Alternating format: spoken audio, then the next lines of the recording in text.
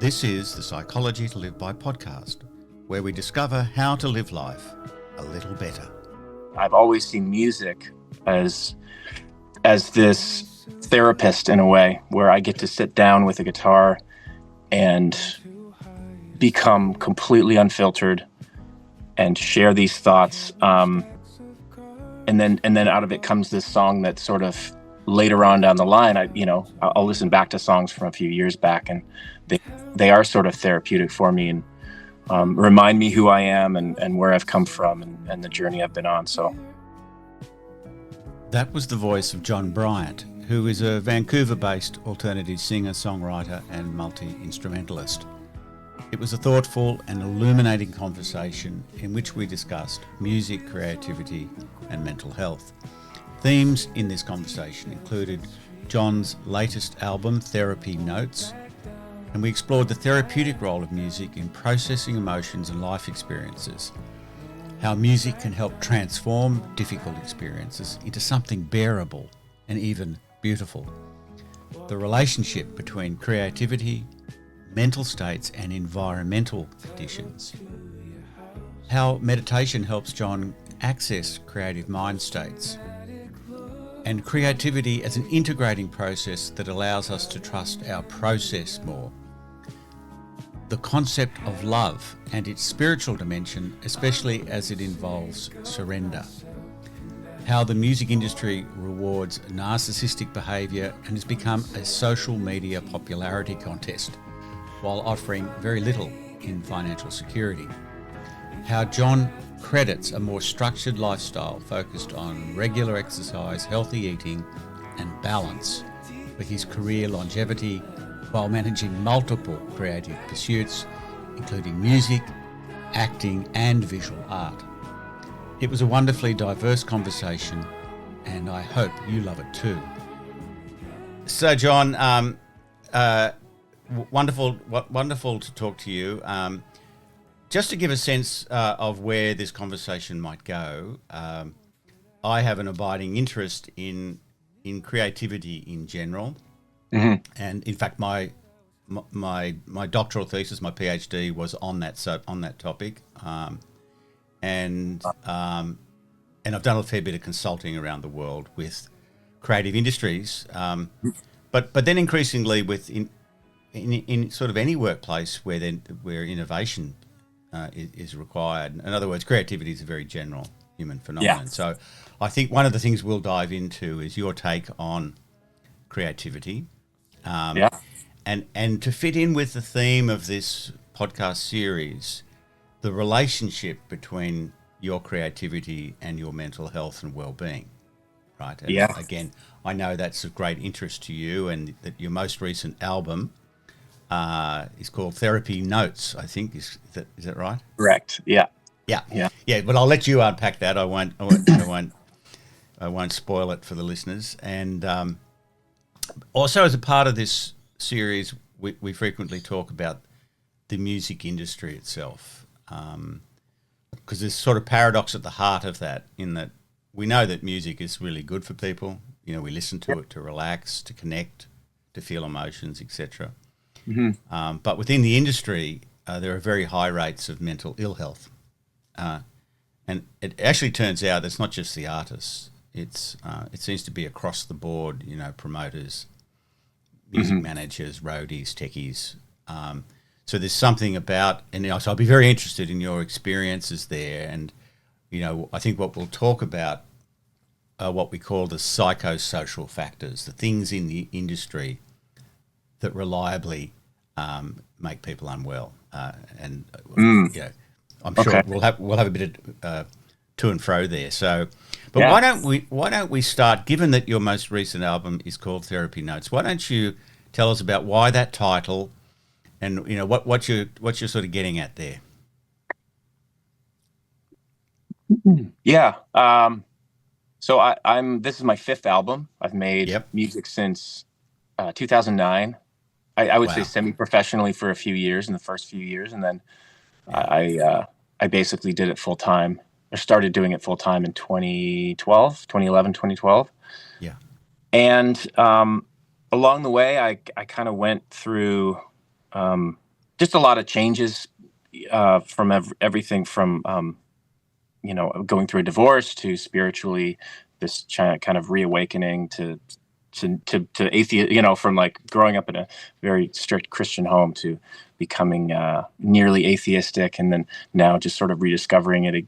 So there have been a lot of different peaks and valleys in my mental health as a result of that, and I've always seen music as this therapist in a way, where I get to sit down with a guitar and become completely unfiltered and share these thoughts. And then out of it comes this song that sort of later on down the line, I'll listen back to songs from a few years back, and they are sort of therapeutic for me, and remind me who I am and where I've come from, and the journey I've been on. So that's in a nutshell what it's touching at, and it's answering a lot of these I guess philosophical relational questions that I've had all my life. Each song is sort of addressing one thing or a few things, and I don't know, it just sort of dawned on me that I thought, like, this feels like a therapy session, or like some of these songs feel like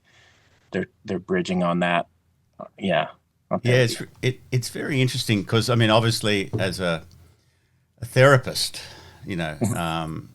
of some decades experience, I can't help but map that onto my experience of working therapeutically with people.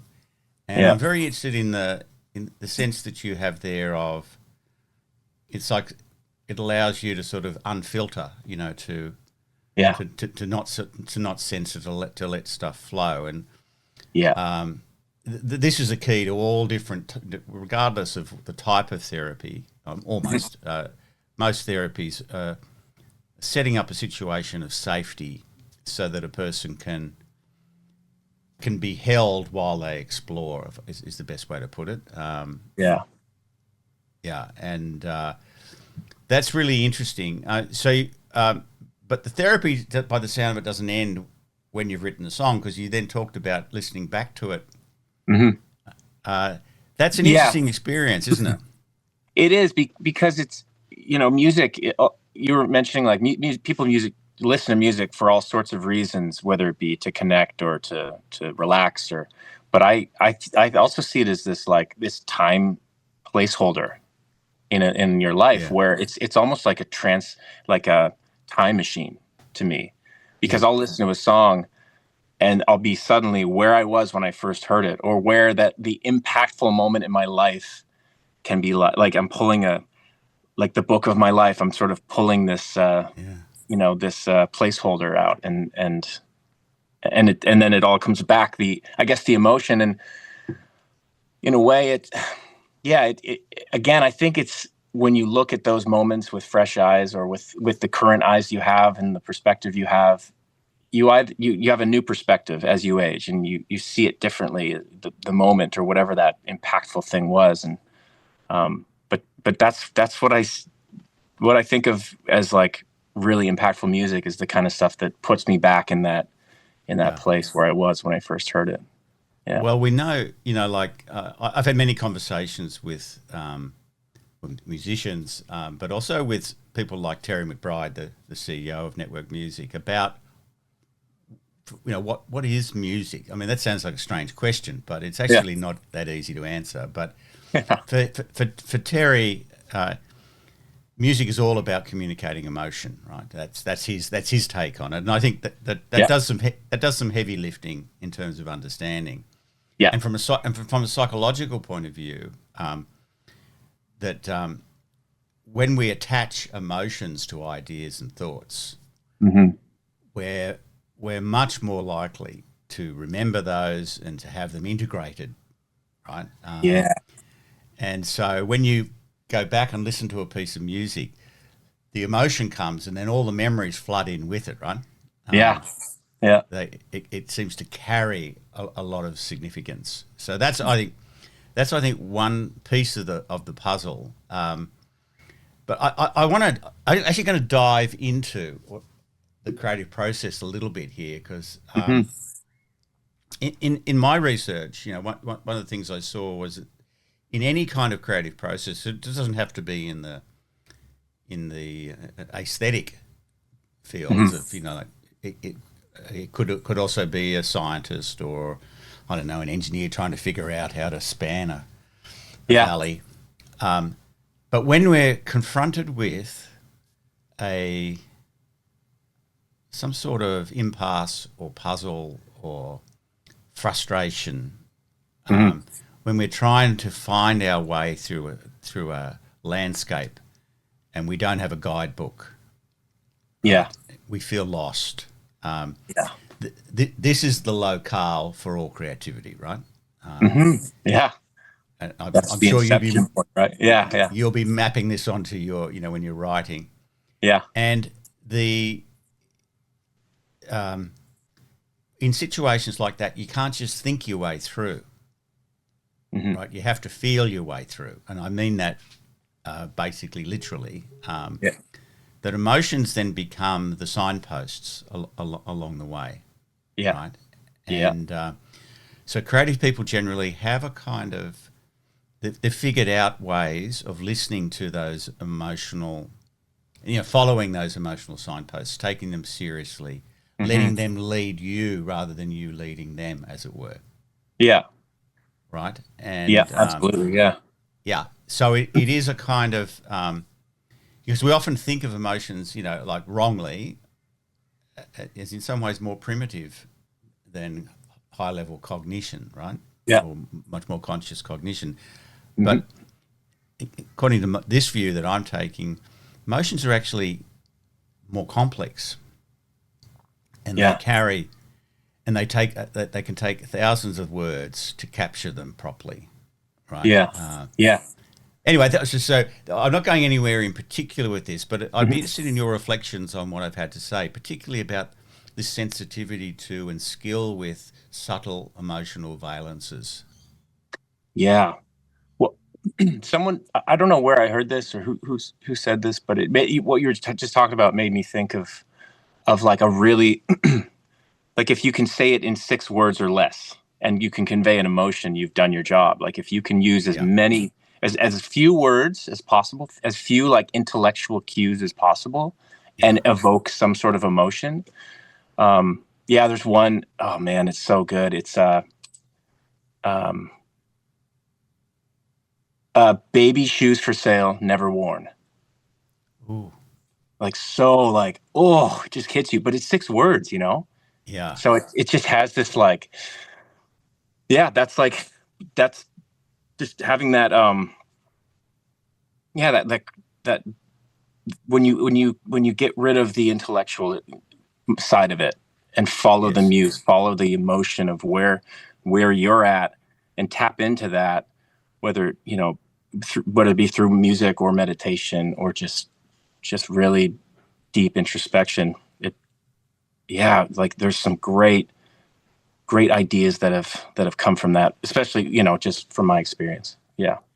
That's a beautiful thing, isn't it? Like, if you take that particular example, like it's facile. It's just to say that it's beautiful, but if you think about the content of it, it's pointed to something extremely sad, right? Something tragic. And this is another feature of it, isn't it? That if we can somehow transmute suffering or tragedy into a poetic image, or a melody line, or a chorus or whatever, although it speaks of very difficult experiences, somehow it makes them more not only bearable but beautiful. Yeah, absolutely. Yeah, like the rose in a thorn bush, like that kind of beauty. Yeah. Which is one of the mysteries of this, isn't it? That it's a. I think this is going to be at the therapeutic heart. Why it is therapeutic, because it allows us to talk about, explore, and share something. Yeah. That if we just are trying to process it by ourselves, can almost be unbearable. Yeah. Right. Absolutely. I'm just curious. You talked about your divorce. If you don't mind, just talking. Hmm. You don't have to go into details, obviously. Yeah. But um, what is it about the writing and then recording and performing songs that were about processing? What is it about that actually enabled you to move through it or liberates you? Have you thought about that? I mean, you haven't changed the situation at all, objectively speaking, right? No, yeah, it all went its course, and I was kind of left to process what had happened because it was, you know, it was a big shock, a disappointment. Um, it changed me fundamentally on a Mm. from a values perspective. It really shifted all of my, not all of my values, but No. a lot of them. Yeah. Um, I mentioned spiritually, like I had this sort of transition to uncertainty and sort of had to lay this new foundation of, well, what is my life? What are my values, and what makes John John now? Now that this Yeah. has happened, now that my life trajectory has gone a path that I was not anticipating. And so Yeah. yeah. And so music was like, it was like each song was being written post all of that happening, and a bit during, but it was, a lot of it was came after the fact. And when all of the emotions were still there, but I was able to, like, go about my life and be normal. It was a couple weeks or months after, but yeah, I just have one distinct memory of, I was in this old Lutheran church in Winnipeg, Manitoba. My friend had said, "Hey, if you want to go write, you can go write at this church." It was the middle of like winter, and they turned the heat on for me, and I played for 5 hours, and I think I must have played the same song over and over and over. But it was like I was like weeping, singing this song, and like getting to these, like, writing a song while I'm emoting about what had just happened. Mm. And I kind of, like, I went in with one sort of like emotion and came out different. Like I was like, Yeah. okay, here's like a little box now that I can put that into, that emotion. And if I need to go back to it, this encompasses what it was that I went through, and I have some sort of like tangible representation Yeah. of that That's experience. that's fantastic, John. Because I'm buzzing with a few ideas now from that. Yeah. I think that's exactly right, and I'll come back and I want to talk to you about meaning making and sense making, Yeah. and reintegrating. That's sort of one topic. Yeah. But the other thing that was sort of clattering in my mind and might be quicker to deal with at first is what impact your songs can have on other people, right? Mm. And I think it's quite similar. People will resonate to certain songs from Yeah. certain musicians because it will have that same function for them. It Yeah. it it it has this added bonus that they feel less alone in Sure. that there's another human being who's had an experience like mine, Yeah. and they have articulated it, Yeah. Yeah. and so you've made the intolerable tolerable, or you've made the ugly beautiful. Yeah. Um, Yeah. Yeah. and so there's that communication and sharing. Sorry, did you want to say something there? No, I'm actively like, agree. Sorry. Yeah. I don't Yeah, want to yeah. interrupt No, you. no, Yeah. no, no, no, no. Of course. And and so the other thing is this meaning making. Hmm. Like if you take a major event like a divorce, Hmm. it can be shattering to one's worldview. Yeah. Right? It can be shattering also to one's sense of identity, and Hmm. as you said too, it can make us question, some quite fundamental assumptions about the world and about Yeah. people. Yeah. For Right? sure. Yeah. Yeah, Yeah. and if you step back and you think about us as a meaning making system, like human beings are like our our wiring, a source code. Yeah. It's all about trying to make sense of, Yeah. from an evolutionary point of view. Like if you can't make sense of the world, you're not going to pass on your genes, right? You're not going to survive. Not going to go well. Yeah. No. Yeah. And of course, and for humans, by far the largest, the most significant thing to make sense of in the world is other people. Yeah. It's not about lions and tigers and spiders and snakes, and food. That, although, of course, all of that's extremely important. Hmm. Yeah. But fundamentally, we navigate the world with and in conjunction and cooperation with other humans, Yeah. right? Yeah. And so, huge part of what we're trying to do is figure out what does it mean to be a human? What are other humans like? Can you Yeah. trust them? Do you not trust? And Yeah. so divorce is a classic example of just shaking all of that up. Right. Hmm. Yeah. Now, just in passing, you said something. I wanted to test this, to see whether you said it was a few. I think it was a few weeks or some time had passed before you were doing the writing. Is that Yeah. right? Yeah. And I just want to say that there's a lot of research into mental ill health and creativity, right? And a lot of myths have now been exposed, i.e., that people create when they're mentally unwell, or that people with Yeah. diagnoses and mental illness are more creative than not. This Hmm. turns out not to be the case. Yeah. There's plenty of people with mental illness and diagnoses who are creative, but Yeah. they're not the majority. Yeah. For sure. That's the outlier, I think, in that. Yeah, Yeah. yeah, and of course, but what does happen, and this is, I think, I don't want to put words in your mouth, so you correct me No, I if I'm think I know wrong. where you're going at. Yeah. Yeah. Yeah, that when we're really, really, really suffering, we're probably not going to produce much. No. No. It's not safe. No, and we just Yeah. don't have the concentration and we can't create that a certain stillness and a quietude Yeah. to allow for that free exploration, right? Because there's just too Hmm. much tumult going on. Yeah. Right. So is that? I'll stop leading the witness now and just see if that's it.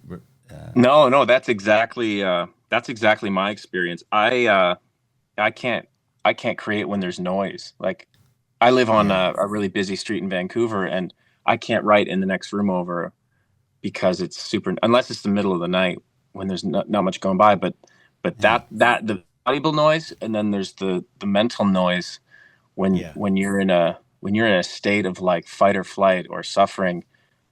Your brain isn't accessing that creative side. And if it is, it's thinking creatively, how can I get out of this situation or whatever's going on? It's Yes. it's 100 times, 1,000 times easier to write when the dust is settled and yeah, like you said, you have that restful mind or that quiet to start working. And it's such a romantic idea. I get it. We all want to be what's that writer's name? The one that like you'd see his daily log and he'd do cocaine in the morning and Oh, then again at two yes. afternoon. What? Aldous Huxley? No, not Aldous Huxley. I'm trying to think of No, his name no. again. It might pop in later, but there's plenty of Yeah, examples of that but of that mythology. that romantic idea of like the creative genius Yeah. who's in suffering in all times. Like it's just Yeah. In poverty, in the garret. yeah, yeah, And Van Gogh, of course, is often, yeah, and so and the truth is, for most people who do have diagnoses who are very creative, they basically, their productivity is when they're actually in a well phase, right? yeah. And they do have one advantage: they've got a lot to mine, That's right. right? Yeah, Their experience is very profound, and yeah, that can then really connect to people who've had similar experiences. So yeah. yeah, so just touching on that idea of quietening down, Hmm. not having too much noise. So when people are creative, there is a sort of modulation, what I call a modulation between different brain states, with different modes. Yeah, And this is natural. This is we do move through this. We have different brainwave frequencies for different states. So if we're really, fight flight, like you said, and really anxious, you'll notice that your thinking is usually pretty fast. It's usually more stereotypical. We run down the most used channels because that's going to keep us alive, from that Yeah. evolutionary point of view, right? So, Yeah. and through the functioning of every day, most of the time we're in that mode Yeah. because we have to navigate the world and make decisions very quickly, right? Yeah. Yeah. But when we want to create, we actually, if you think about it in terms of neuronal connections, like these billions of connections in the Yeah. brain, we're actually trying to make new connections. We're not trying to run down old ones. Yeah. Yeah. All right. Absolutely. Yeah.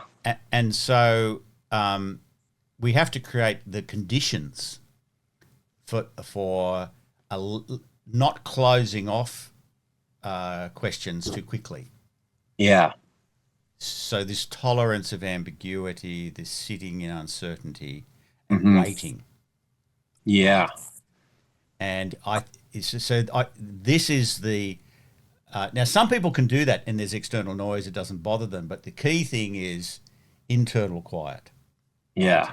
Yeah. Yeah. Absolutely. Yeah. Right, and I'm a bit like you. I prefer the environment to be quiet as well. Hmm. But I Yeah. have known people who can sit down and create, and there's bedlam around them. I don't know how they do that. Yeah. I know. Yeah. I wish. Uh, but Yeah. I want to now veer towards some of the things that you've just sort of mentioned. You've used the word spiritual a few times. Yep. You haven't used the word meditation, but Okay. Yeah. I've been feeling like you're talking about kind of meditative mind states. So I'll Yeah. I'll handball that to you and Yeah. and see what you've got to say. Yeah. I kind of, I think it's the that producer Rick Rubin that, or one of the writers. I can't remember which one it was, but he talked about the creativity as like a being, like as a muse. And so I do use that as like to inform my writing and how I access those creative mindsets or that creative mind space. And meditation, which I really got into when I finally slowed down and stopped touring. It was post COVID or during COVID rather. Yeah. And I would just wake up every morning and spend 20 minutes meditating, and sometimes 40 or an hour, because I'm I'm gone, you know? Mm. And tapping in, like you said, like there are ideas and things coming to me that I wouldn't really would put together. These neural pathways are starting to form Yeah. through a quieting of the mind. And I think the cool thing was, like, I'd get to that state where I'd think of nothing, and then I would just sort of let things pop in, and I would try to kind of like remember some of these thoughts that were coming in after 20 to 30 minutes of very quiet meditation. So Interesting. yeah. Yeah. And So images start popping up, and in my mind, it's just mind's eye image, or like a passing, like, and it'll repeat, kind of like a movie frame repeats, and it's the same thing over and over. And I'm like, yeah. and whether or not it's just like light accessing my eyes through my eyelids or whatever, it's just like my brain, if it can figure something out to do, like if it could find something to do with that image and make a story out of it, then I've started the job. I've started the work of creating. So Yeah, that's fascinating. So let's just see if we can unpick that a little bit. yeah. So yeah, so we talked about these different mental modes, like, and if you look at a brain when people are engaged in, more creative thinking, usually the paradigm is you get people to try to solve those these what they call insight problems, so that you can't calculate the result, you can't reason straight to it. You have to think laterally, right? Yeah. Yeah. And they've done millions of these experiments, or there's thousands of them, and there's very different things happening in the brain when people successfully solve those, and it is, and they experience, what we call a phenomenology, just like you described, this way of, Yeah. and there's a much broader spread of activation across the neocortex. Okay. So literally, you're activating a lot more neural networks, but Hmm. but not at such a high amplitude. Yeah. Almost like you could imagine you're sharing the energy around across a wider range of connections. So everything, Yeah. there's a lot of stuff being stimulated, but subtly, and a lot more things coming into view than normally would come into view, Yeah. if I can put it that way. Yeah. Yeah. There's And, less of a filter of yeah, thoughts. Yeah. yeah, and then an image. When I did my PhD, I interviewed fiction writers, Yeah. novelists and playwrights, etc. Huh. And they all had a version of what you're talking about. Actually, they would Okay. say that sometimes it would just start with an image in the mind, and they didn't know what it was about, Yeah. Yeah. and they just start writing, and they all expressed this sort of view that that they felt somewhat like a conduit through which Yeah. the writing would happen. So there was this like almost feeling like there was this. It's not me per se doing the writing. Now, of course, they Yeah. know it's them doing the writing, but they're Yeah. trying to convey something of the experience, right? Yeah. Because we don't know where to place these images. Like we don't know No, where do they come from? Like is it just our brains just firing like the most random things that no. Well, happen to be accessed? I don't think so. Right. So Yeah.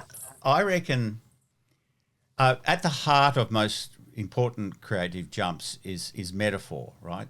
Or some Yeah. sort of symbol or Yeah. image, right? So you gave that word image before of the baby's Yeah. what are Yeah. they, sock or boots or socks that never been worn, right? Yeah.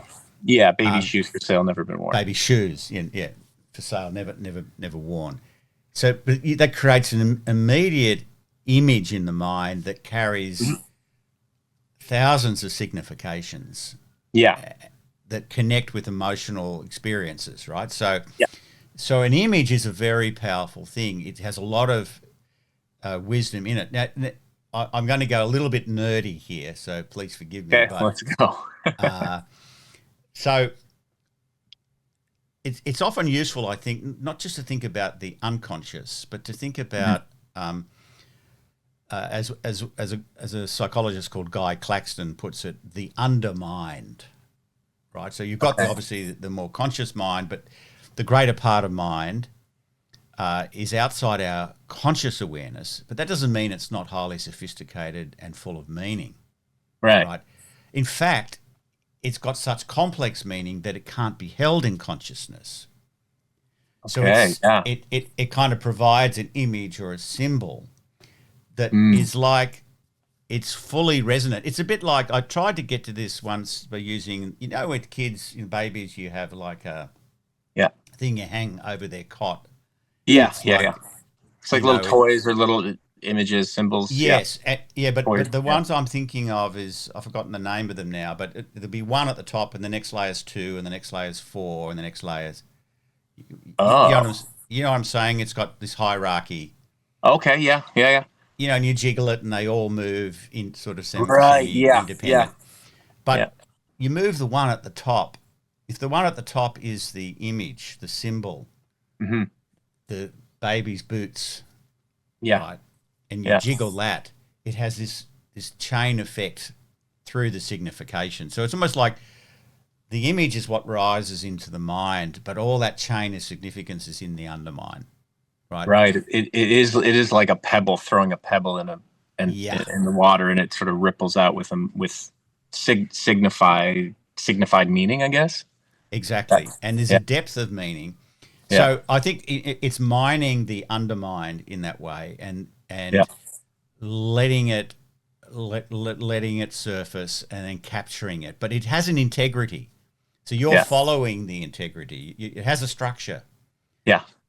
right? Yeah. It's not just It's it not can random. feel random to us Yeah. Yeah. until we then articulate it and we form it in, we capture it as it were in a structure that we can then communicate to others and to ourselves. Whether that's a theory, a song, a melody, right? Wow. Yeah. I haven't really thought of it like that. That's very cool. Yeah. Yeah. I think this is why I think creativity is so healthy for people, because it's so integrating. Yeah. And person begins to trust in their own process more. Mm-hmm. Right. That Yeah, not because knowing, it's all in your mind, and it's just a matter of like getting all of the noise out of the mental noise out of the way, so that you open up these pathways for it to come to you. Exactly. Yeah. Exactly. And it's interesting too that then if it's done well, there's enough congruence between what we've produced and perhaps the undermines of the listeners or the observers, that their chains of inference start to resonate as well, if I can put it that way. Yeah. So do you think they call those things a mobile, don't they? The things you hang above mobiles. That's mobiles? what they call. Yeah. That's yes. So maybe we've got to form a new, a theory called the mobile theory of the mind. Mobile theory. It's funny now. I'm thinking like, well, does everyone's undermind have a similar structure in that we keep similar images or symbols that we pass down from generation? I'm sure there's cultural similarities, but I'm also sure that there will be some universals. Gotta be, right? Yeah, of course. Like love, for example, or mortality, or these universal themes. So I think that's what artists like yourself do. You're tapping into these archetypes. And of course, so otherwise we couldn't communicate if every person's inner world was completely unique. Yeah, it would make communication pretty tough. But it does give that experience, and a lot of creative people, and across all the disciplines, will give it the name spiritual. I'm kind of interested, because you've used that word. What does that sort of signify for you? Is it particularly religious, or is it more general than that? Is my kind of perspective on spirituality? Yep. It's definitely less religious. It was quite religious at first. Yeah. I had a whole like glossary of terms and phrases that I would use that were just so like I was raised with them. And then as you get older and you live life, you see, okay, it's not as you can't use catchphrases. You can't, that word maybe isn't the best representation for what you're getting at. Maybe we can explore new ideas here. And so it's definitely more of a general spirituality. Yeah, I don't know. What makes it? This is a very hard question. So I know. But what makes it spiritual? What makes the experience of creativity spiritual? Yeah, I think it's partially because everything was spiritual growing up, and so like getting rid of that cornerstone of foundation for me is really hard to do. And so that's why I'm so fascinated by the idea that everything is in our minds already and there's nothing coming in from the outside, well, that's I see. So it's like a shared collective consciousness, which is an idea that I think I have, is like there is like a collective consciousness within humanity, and that we all share and that we all have access to, and it's not constrained by our bodies. Interesting. I mean, most versions of spirituality, whether they're of a religious flavor or not, talk about transcendence. This idea that we're a part of, but of something much larger than self, right? So that so we sort of have an identity, but that identity is a part of something much greater than self, right? So for example, people may find being in nature quite a strong spiritual experience in the sense of they feel identified with it, but also tiny in comparison, right? Yeah, sure. Yeah. Yeah. And love, I think, often has this quality for people that there's a sort of breaking down Mhm. the boundaries of self and other. Yeah. It's funny that love, love is this emotion we feel and we crave, and there's only one word for it in the English language, I guess. There's lost in Greek, from what I know. But it's like we crave this thing that constantly puts us in danger of being hurt too. And so Indeed. we'll live our lives just giving up comforts and giving up certainty and, yeah, like giving up religion, for love, Yeah. all for love. It's a Do you wild have a thought. theory about why we do that? Hmm. Evolutionarily speaking, maybe it's to procreate, because familiar, like, relational or sexual, desire is a Yeah. part of love, I guess, and so Yeah. we need to keep the species going. But I'm sure that is that is part of it, but obviously it ends up being much more thoroughly insinuated into our complex minds yeah, and social life, right? Um, sure, yeah, yeah, yeah, but it does feel like a death, doesn't it, to lose love and to be rejected, yeah, right? totally. Yeah, it's like we want to avoid that, so yeah, and then that's on the other side of that. We will avoid comfort, or we'll avoid putting ourselves out there. The fear of failure, the fear of being rejected, Yes. to maintain some sort of, like, I guess, equilibrium, so we never have love, but we never feel the pain and suffering of rejection. Yeah, And it's maybe that's why artists are so, many of us are very tumultuous in our relationships and yeah, with yeah. our way of life. We're a little more eccentric, so we experience these highs and lows maybe more frequently. I don't know. Yeah, I mean, although there's not that relationship between mental illness per se and creative Right. artists, Yeah. it doesn't mean that there's no differences from a personality perspective. It's Yeah. it's not pathological, but you Yeah. know probably score higher on the neuroticism scale than the general population. Sure. Certainly score Yeah. higher on a dimension called openness to experience, right? Yeah. So That's a that good way to yes, put it. Yeah. I think there are personality things, but the love thing is interesting because it has that spiritual dimension Hmm. of having to surrender to something greater than self and larger than self and losing oneself, right? Yeah. But personally, this is now my personal philosophy, really, or spirituality, if you like. Um, Yeah. that's our job in life, is to try to figure out how to let go of these rigid notions of self and to be less self-conscious, less self-concerned, less self-worried, Yeah. and to be Fearless, more fearless, would you say? open, Yeah. flowing, Mm. softening the boundaries, as it were, right? Yeah. Being more permeable, like a cell, Like a like cell, a constantly regenerating. semi permeable. We can let stuff in, Yeah. but not completely. Anyway, so now I did want to. The other topic that we haven't touched on that we might just jump to now is Hmm. you mentioned stopping. You stopped touring, Yeah. and you discovered meditation, or you engaged more in Hmm. meditation, and so we haven't really talked about the negative psychosocial factors that exist in the music industry, Yeah. the things that really impact negatively on people's well-being.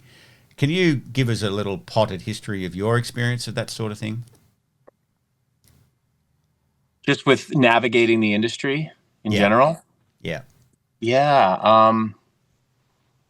And where do you start with this? So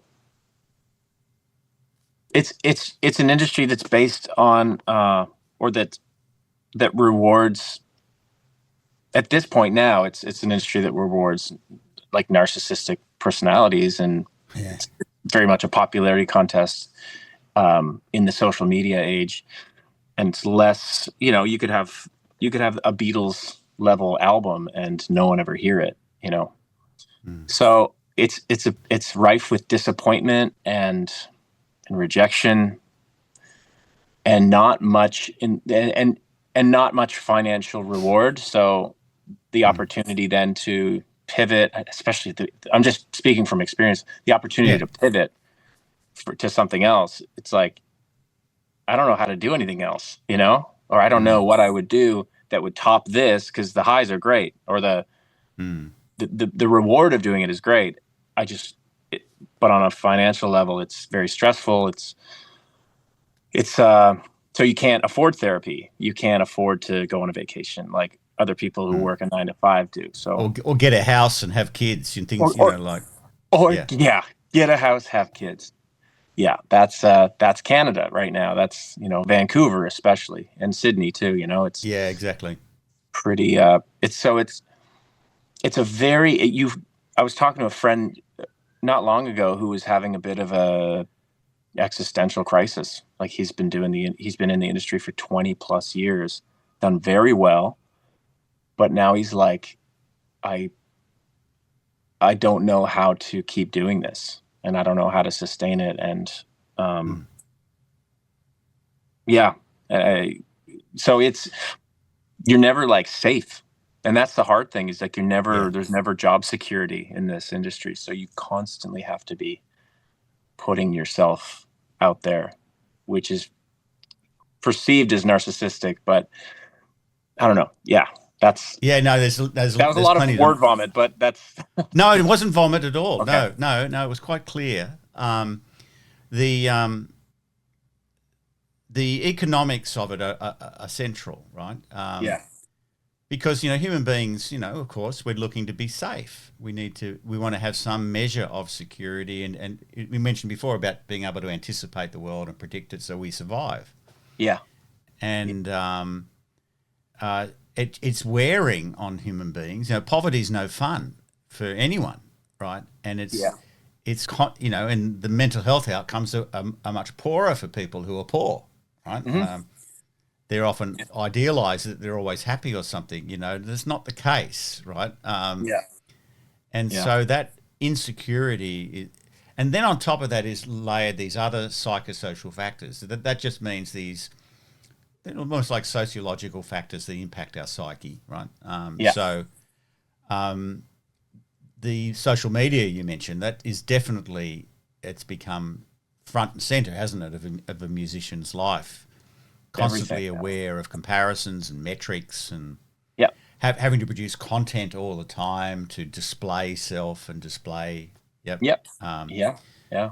you know, and then if you're touring, there's all the physiological aspects of touring, right? Oh yeah. Yeah.